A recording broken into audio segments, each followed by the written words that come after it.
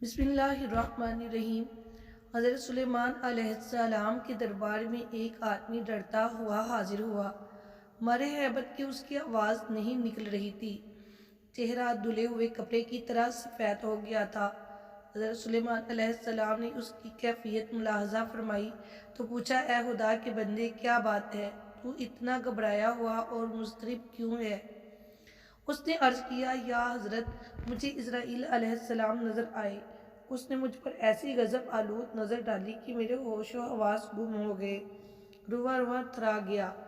اب بار بار حضرت اسرائیل علیہ السلام کی وہ صورت آنکھوں میں نظر آتی ہے، اس لیے مجھے کسی گھڑی بھی چین نہیں آ رہا۔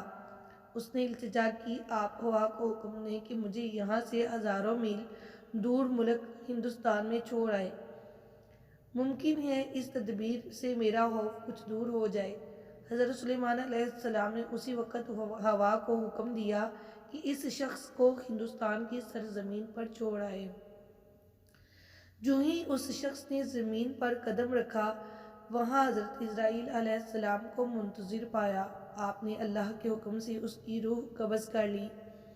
دوسرے دن حضرت سلیمان علیہ السلام نے بوقت ملاقات حضرت اسرائیل علیہ السلام سے دریافت کیا، آپ نے ایک شخص کو اتنے غور سے کیوں دیکھا؟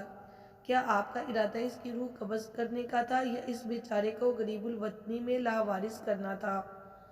حضرت اسرائیل علیہ السلام نے جواب دیا کہ میں نے جب اس شخص کو دیکھا تو حیران ہوا، کیونکہ اللہ تعالیٰ نے مجھے اس شخص کی روح ہندوستان میں قبض کرنے کا حکم دیا تھا، اور یہ شخص ہزاروں میل دور یہاں موجود تھا۔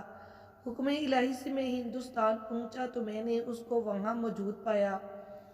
درس حیات: انسان لاکھ تدبیر کرے، تقدیر اسے وہیں لے جاتی ہے جہاں اس کا نصیب ہو، اور وہ خود تقدیر کے عزائم کو پورا کرتا ہے۔